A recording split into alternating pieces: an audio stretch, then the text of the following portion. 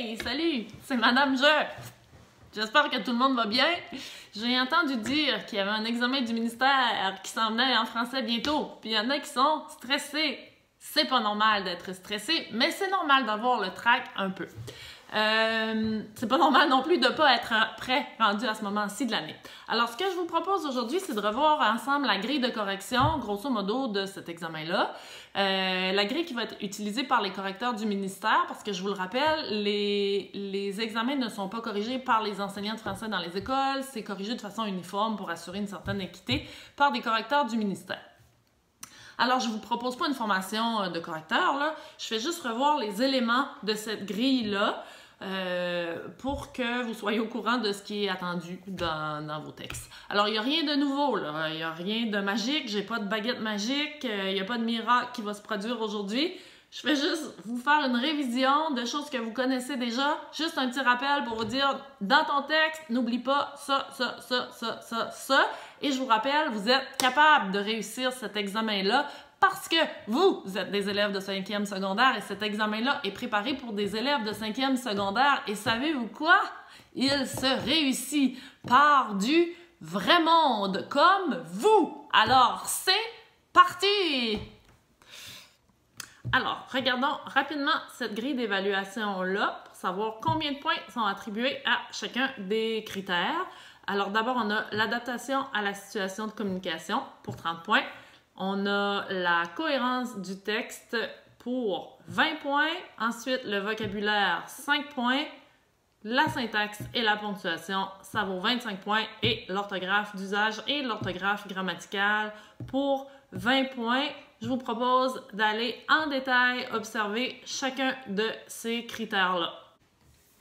Donc, on a 5 critères. Évidemment, pour chacun de ces critères d'évaluation-là, on a 5 cotes allant de A jusqu'à E, A étant une compétence marquée et le critère E étant pour une compétence peu développée. Alors, pour le premier critère, qui est adaptation à la situation de communication, je vais commencer par vous expliquer le critère, la cote B. Pourquoi la cote B? Parce que c'est ce qui est attendu de vous, en gros, alors que si on se retrouve dans la cote A, c'est qu'on a bonifié son texte. Là. On en donne un petit peu plus que ce qui est attendu. Bien sûr, dans la cote C, c'est qu'on va présenter quelques maladresses. C'est quoi l'adaptation à la situation de communication? C'est un titre très long qui n'est pas compliqué. Finalement, c'est est-ce que vous avez respecté le sujet? Est-ce que vous avez bien répondu à la question, au thème qui vous est proposé?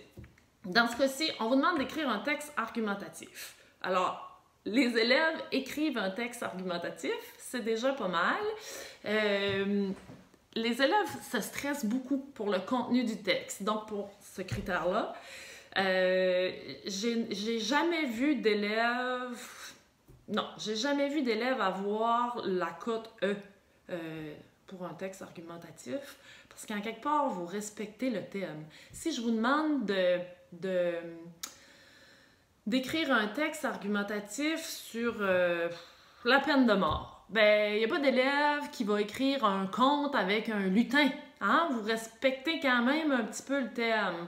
Alors, arrêtez de trop vous stresser avec le critère 1, le critère de l'adaptation à la situation de communication. Vous stresserez pour d'autres thèmes. Quand même, il faut bien le réussir, ce critère-là. Alors, je vous l'explique. Alors, je commence par la cote B, qui est, grosso modo, ce qu'on attend de vous. C'est quoi? C'est d'avoir une thèse qui est claire. Hein? Soyez pas trop ambigu, là, vous avez une thèse claire et à partir de là, c'est pas une mauvaise idée. Hein? Faire un plan, je le suggère souvent, c'est pas pour vous faire perdre du temps, c'est pour vous en faire gagner, vous assurer d'un texte cohérent. Alors, en écrivant la thèse, vous pouvez vérifier dans votre plan si vos arguments 1, 2 et peut-être 3 si vous en avez un troisième, répondent bien à cette thèse-là. Hein? Donc, est-ce qu'ils sont vraiment en lien? Est-ce que c'est clair? Est-ce que c'est cohérent? La même chose, ben, vos 3 arguments, est-ce qu'ils se contredisent? Est-ce qu'ils se répètent? Il ne faudrait pas que ça arrive.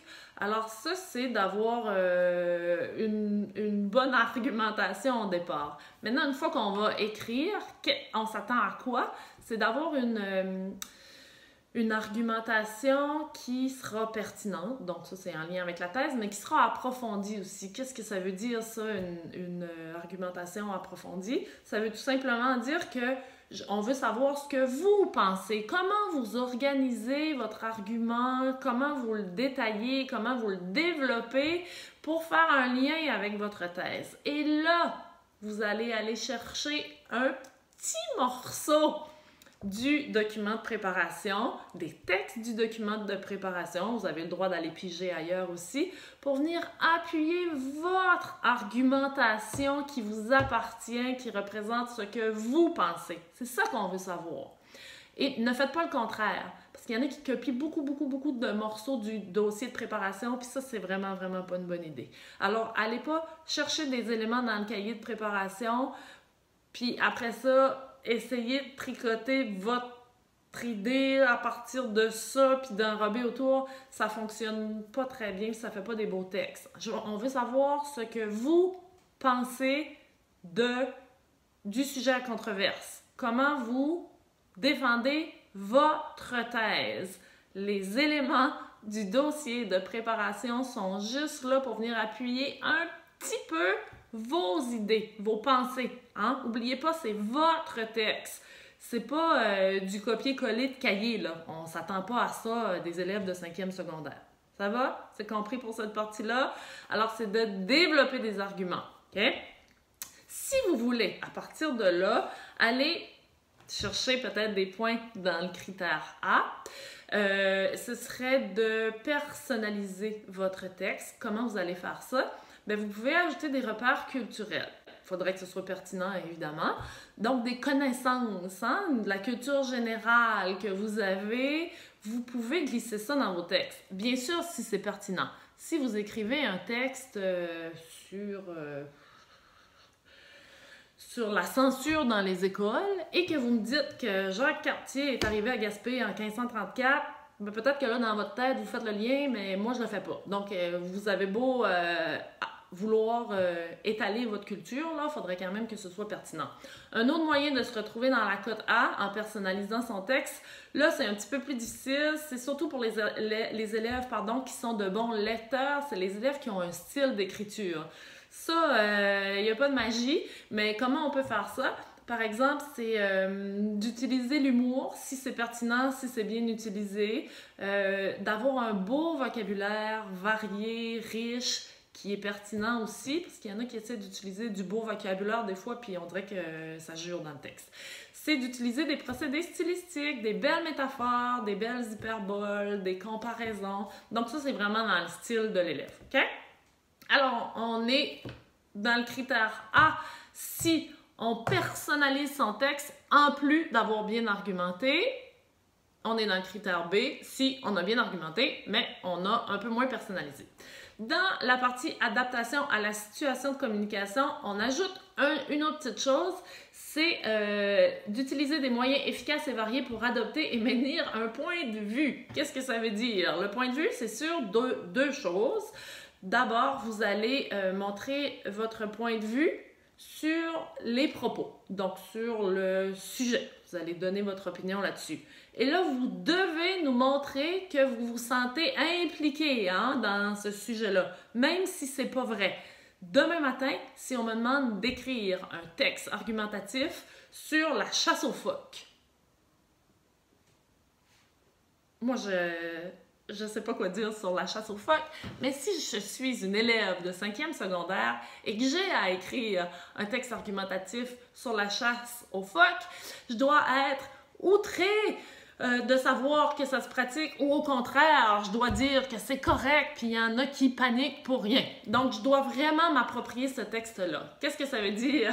Donc, vous devez mettre du vocabulaire connoté, vous devez être présent dans votre texte avec des « je ».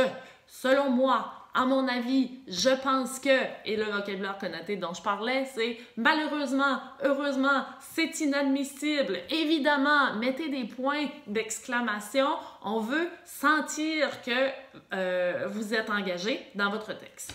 Alors, ça c'est une chose.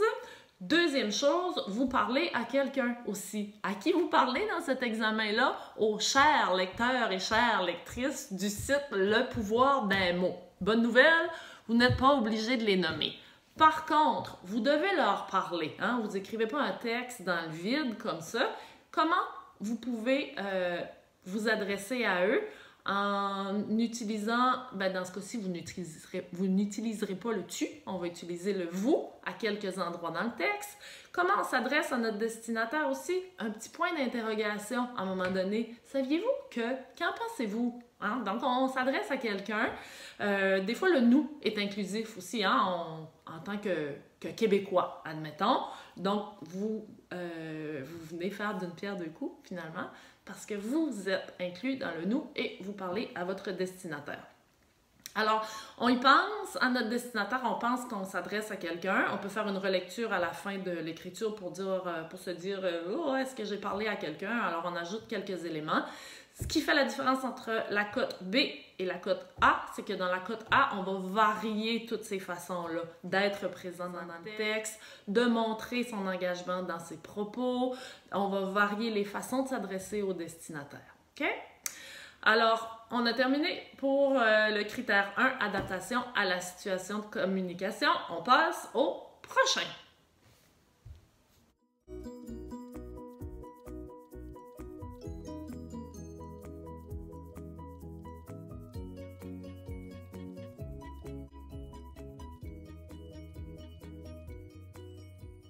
Deuxième critère, on est dans la cohérence du texte. Alors ici, c'est pas très compliqué. Il faut que votre texte soit cohérent parce que le lecteur n'est pas dans votre tête. Hein. On doit vous suivre. Alors dites-vous, mon lecteur, il est peut-être pas vite. Hein. C'est pas vrai, là, mais faites comme si.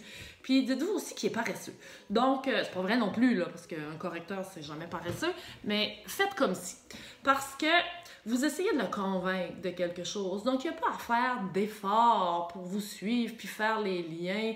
Vous avez réfléchi à la question et votre conclusion, c'est votre thèse. Alors, vous la proposez en disant, voici, c'est évident, voici les liens. Alors, les liens, c'est ça que vous devez montrer dans ce critère 2 qui est cohérence du texte. Alors, 3 choses. La première est vraiment facile, c'est l'organisation du texte. C'est de mettre un titre à votre texte et c'est un titre qui va colorer votre texte, qui va avoir rapport avec votre thèse, avec la position qui est maintenue dans votre texte. Donc, vous ne m'écrivez pas un titre comme la technologie. Ça ne veut rien dire, ça. Alors, peut-être d'écrire un titre aussi ennuyant que la technologie. Non! Juste ça, déjà là, vous avez donné votre opinion à travers votre titre. L'organisation du texte, ça ramène aussi à l'idée de paragraphe, parce que j'ai encore des élèves qui oublient de faire des paragraphes. Alors, intro, un paragraphe par argument, puis la conclusion. Au début de vos paragraphes de développement et au début de votre paragraphe de conclusion, n'oubliez pas les organisateurs textuels, ça fait juste aider le lecteur, même s'il y a déjà un paragraphe, là, à se situer dans votre progression. Alors, en début de paragraphe de développement, c'est sûr qu'on a les premièrement, deuxièmement, finalement. Je les haïs, mais ils sont efficaces. Je les haïs parce que je les trouve pas très stylisés, je les trouve pas très beaux, mais vous pouvez les utiliser quand même, ou vous pouvez utiliser d'abord, ensuite, enfin, d'une part, d'autre part, en premier lieu, en second lieu. Alors, vous pouvez varier tout ça. Ce que je propose généralement à mes élèves, c'est de ne pas les mélanger, ces organisateurs textuels-là. Quand on choisit une banque, on reste dedans. Alors, si on commence avec premièrement, on va mettre deuxièmement et finalement. Premièrement, ensuite et en dernier lieu, on dirait que j'aime moins ça. Alors, on a nos organisateurs textuels et on en a un aussi pour la conclusion, alors pour conclure en conclusion, etc. Là, vous les connaissez.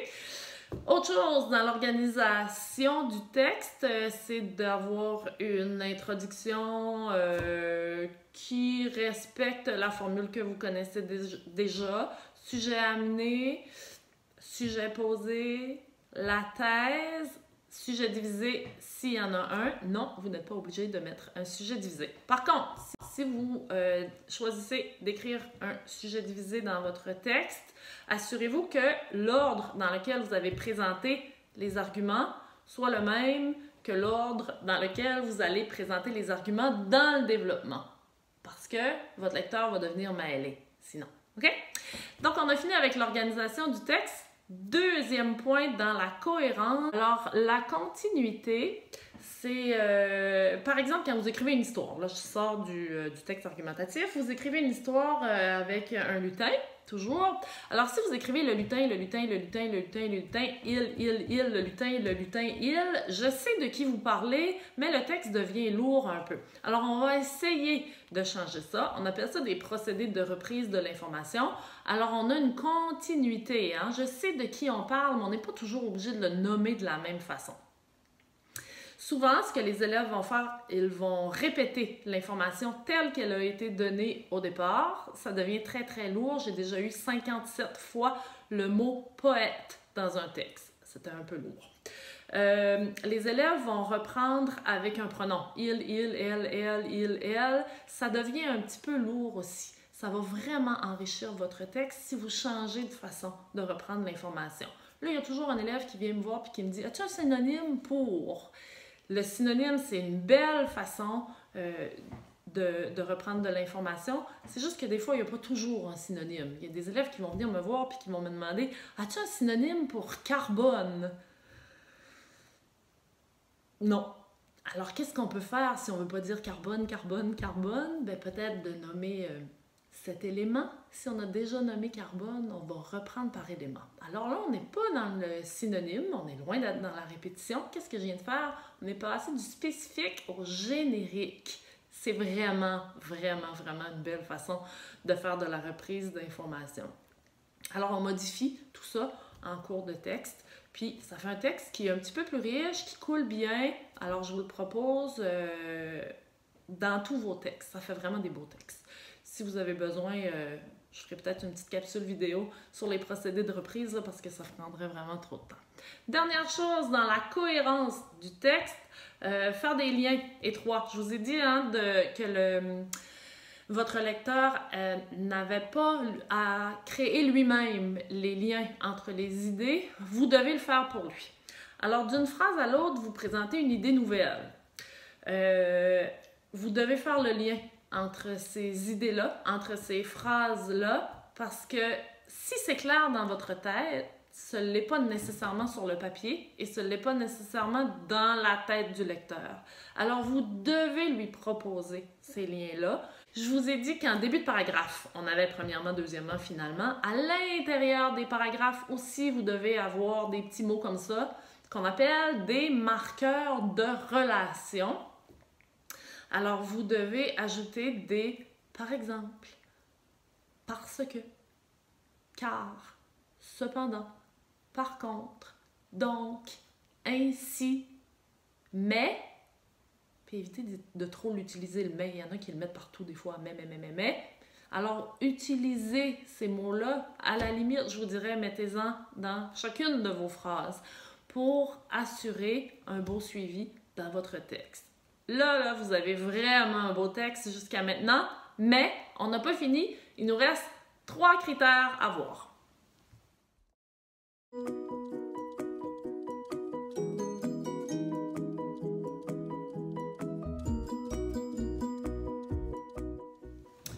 Critère numéro 3, c'est le critère sur le vocabulaire. Ça ne sera pas très long, ça vaut 5 points. Avant, au début du secondaire, hein, vous aviez 10 points pour le vocabulaire parce qu'on cherchait un vocabulaire qui était riche, qui était varié. Sur cette grille-là, les 5 points du vocabulaire sont donnés tout simplement si il n'y a pas d'erreur de vocabulaire, tout simplement. Là, vous allez dire, ben, à quoi ça sert d'avoir un vocabulaire riche, d'avoir un vocabulaire varié? C'est payant aussi, c'est juste que ça va être payant dans le critère 1 qui était adaptation à la situation de communication. Dans le critère vocabulaire ici, vous avez vos 5 points s'il n'y a pas d'erreur de vocabulaire. C'est quoi des erreurs de vocabulaire? Par exemple, les anglicismes. Alors, si vous hésitez à écrire kidnapping, écrivez donc enlèvement. OK? Allez pas dans ces mots-là. Donc, c'est juste d'avoir du beau vocabulaire. Facile? Vous avez vos 5 points, c'est réglé.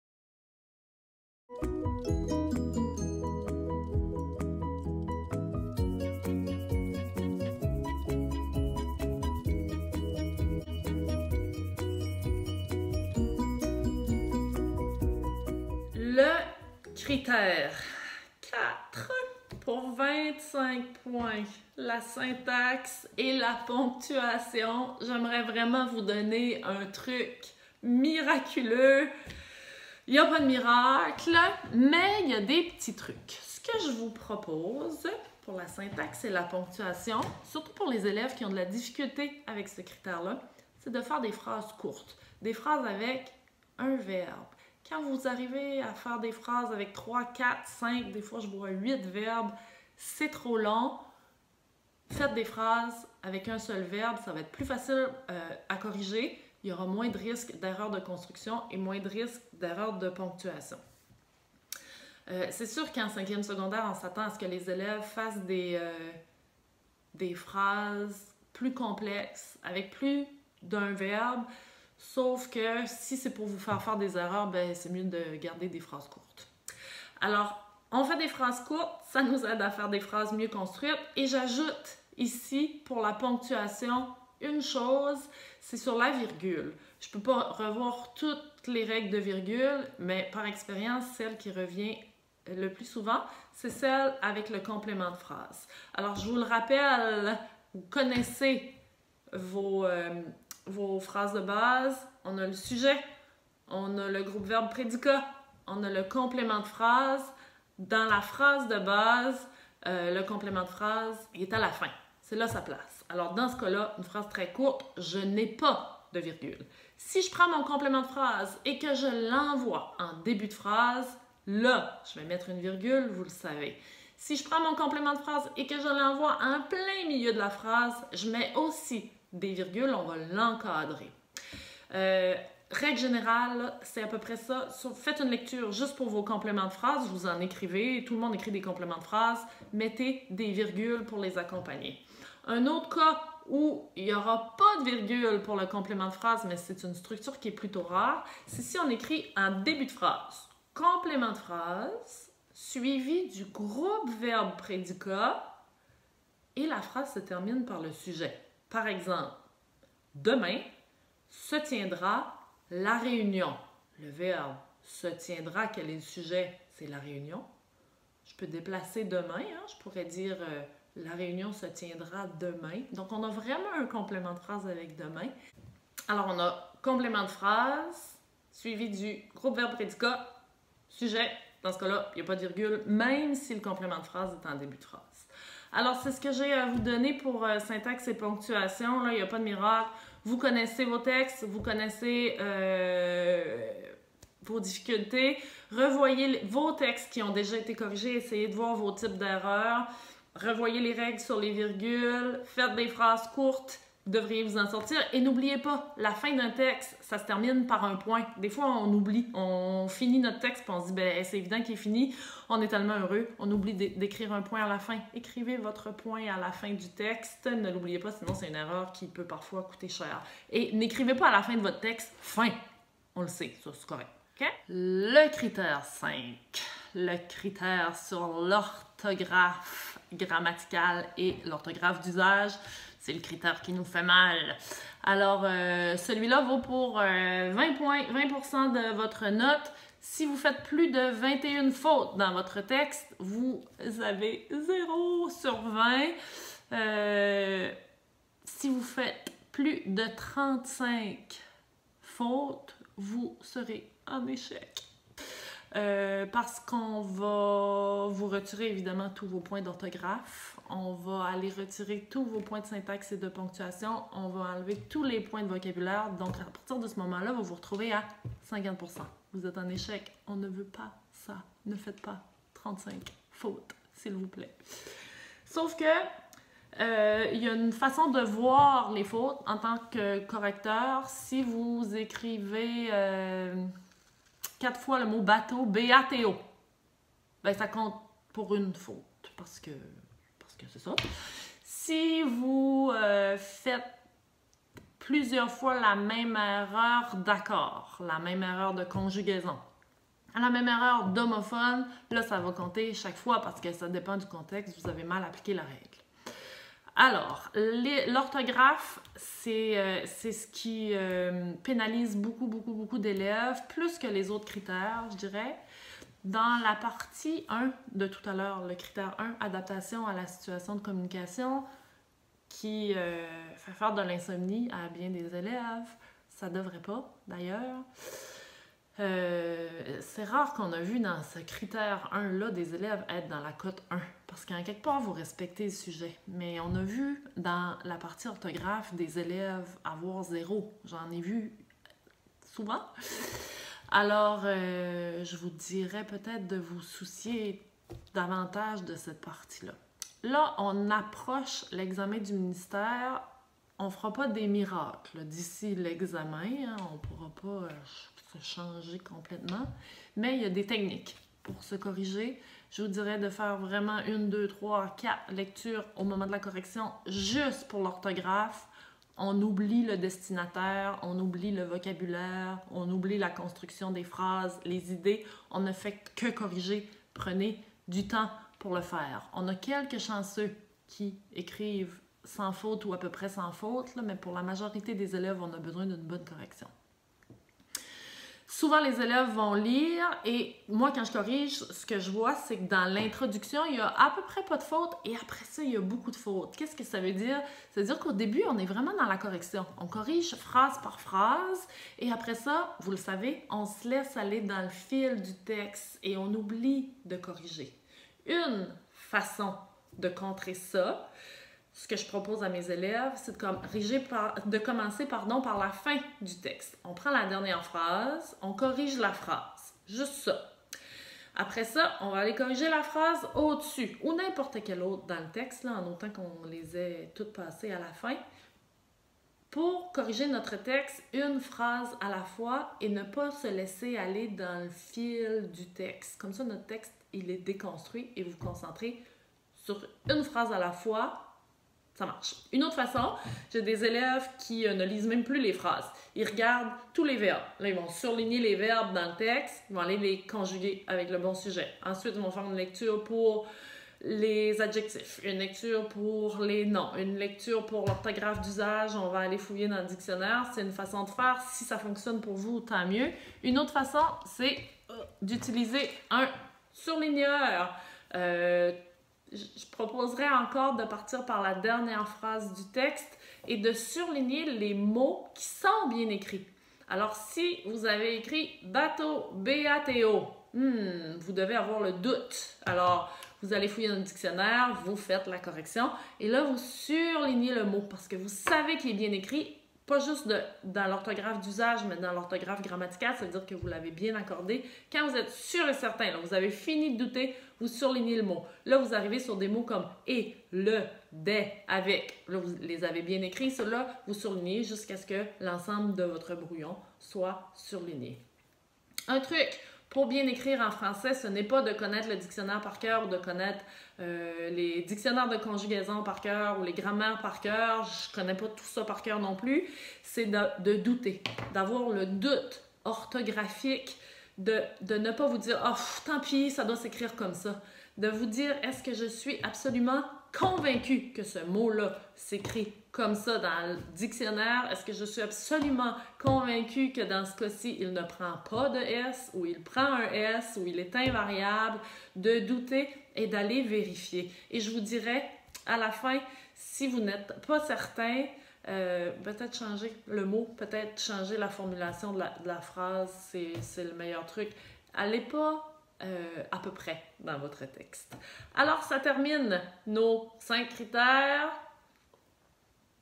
Rendu là, vous avez un texte parfait et vous avez réussi votre année. Alors, la vidéo a été quand même un petit peu longue. Si je résume rapidement, on s'attend à quoi? On s'attend à avoir une thèse claire. On s'attend à avoir une argumentation qui répond bien à cette thèse-là, que vous allez approfondir de façon personnelle. On veut vos idées, on veut pas un résumé du dossier de préparation. Alors, le dossier de préparation, c'est juste pour ajouter un petit peu à vos arguments. Vous parlez au destinataire avec un « vous » un point d'interrogation, tout ça, et vous êtes inclus dans votre texte avec des « je »,« moi »,« nous »,« à mon avis »,« selon moi », tout ça. Si vous voulez ajouter un petit plus des repères culturels, vos connaissances générales, ayez un petit style, on aime ça, une petite métaphore, c'est parfait pour notre adaptation à la situation de communication. Ensuite, dans l'organisation de votre texte, vous avez un titre, des paragraphes qui commencent par des organisateurs textuels. Vous ajoutez dans ces paragraphes-là des marqueurs de relation qui vous permettent de faire le lien entre vos idées et vous faites une reprise de l'information qui est claire, mais qui est variée. On utilise autre chose que il. Vous écrivez dans un beau vocabulaire, c'est-à-dire en français, pas de mots vulgaires, on va pas là, et vous avez vos 5 points. Ensuite, vous corrigez votre syntaxe, votre ponctuation, vous ne faites pas de faute et vous avez réussi votre examen du ministère. Bravo!